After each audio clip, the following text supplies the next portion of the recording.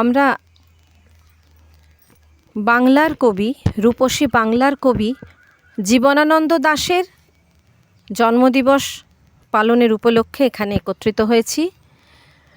আমরা তার সম্পর্কে, তার খড়গপুর শহরে বসবাস এবং কর্মজীবন অতিবাহিত করার সম্পর্কে কিছু বক্তব্য শুনে নিয়েছি কামরুজ্জামানের কাছ থেকে। এখন আমরা চলে যাব খড়গপুরের অন্যতম কবি অয়ন সরকারের কাছে। সবাইকে নমস্কার। জীবনানন্দ দাশের একটা কবিতা আমি পড়ছি। কবির সম্পর্কে যা বলার কামরুজ্জামানদা বলে দিয়েছে, আর বলার মতো সেরকম কিছু নেই। আছে, আমরা না বললেই ভালো, তার সামনে তিনি সবই বলেছেন। আমি একটা কবিতা পড়ছি, জীবনানন্দ দাশের লেখা বনলতা সেন কাব্যগ্রন্থের একটি কবিতা। কবিতার নাম হচ্ছে শিকার। ভোর, আকাশের রং ঘাসফড়িংয়ের দেহের মতো কোমল নীল, চারিদিকে পেয়ারা ও নোনার গাছ টিয়ার পালকের মতো সবুজ। একটি তারা এখনো আকাশে রয়েছে। পাড়াগার বাসর ঘরে সবচেয়ে গোধূলি মোদির মেয়েটির মতো, কিংবা মিশরের মানুষই তার বুকের থেকে যে মুক্তা আমার নীল মদের গ্লাসে রেখেছিল হাজার হাজার বছর আগে এক রাতে, তেমনই একটি তারা আকাশে জ্বলছে এখনও। হিমের রাতে শরীর রাখবার জন্য দোসোয়ালিরা সারা রাত মাঠে আগুন জ্বেলেছে, মোরগ ফুলের মতো লাল আগুন। শুকনো অশ্বত্থ পাতা দুমড়ে এখনও আগুন জ্বলছে তাদের। সূর্যের আলোয় তার রং কুমকুমের মতো নেই আর, হয়ে গেছে রোগা শালিকের হৃদয়ের বিবর্ণ ইচ্ছার মতো। সকালের আলোয় টলটল শিশিরে চারিদিকের বন ও আকাশ ময়ূরের সবুজ নীল ডানার মতো ঝিলমিল করছে।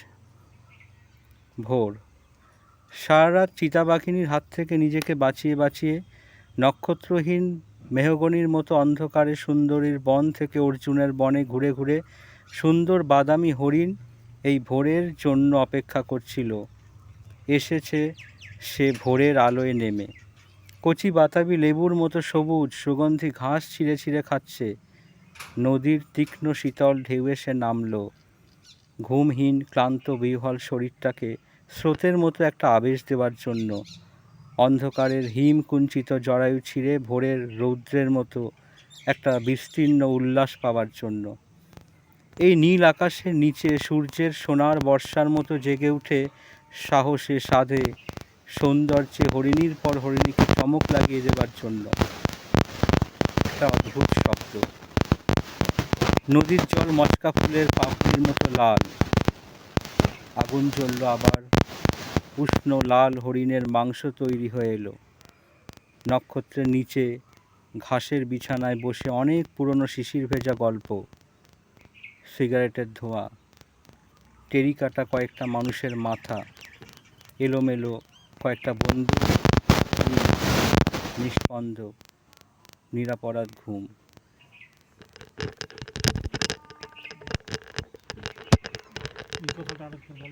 জীবনানন্দ দাশকে নিয়ে লেখা একটি কবিতা পাঠ করছি। কবিতার নাম কবিতার জন্ম। চাকার নিচে পিষে গেছে শরীর, শুধুই কি শরীর? আসলে হাজার বছর ধরে পিষে গেছে হৃদয়, পিষে গেছে শব্দরা অসংখ্যবার। তারপর সেই শব্দ সব অসহ্য যন্ত্রণা বুকে নিয়ে একে একে তারা পড়েছে ঘুমিয়ে ঘন অন্ধকার আকাশের নিচে। সেই কবে কত যুগ আগে মরে গেছে হৃদয়, শরীরও মরেছে একদিন পথের ধুলোয়। শুধু সেই শব্দ, সেই কবিতা সব, তাদের মৃত্যু হয়নি, তাদের মৃত্যু হয় না। এতদিন পর উঠেছে তারা জেগে একে একে নক্ষত্র হয়ে আমাদের হৃদয় আকাশে। কবি চলে গেছে একা অন্ধকার ট্রাম লাইন ধরে বহুদূর দেশে। ধন্যবাদ।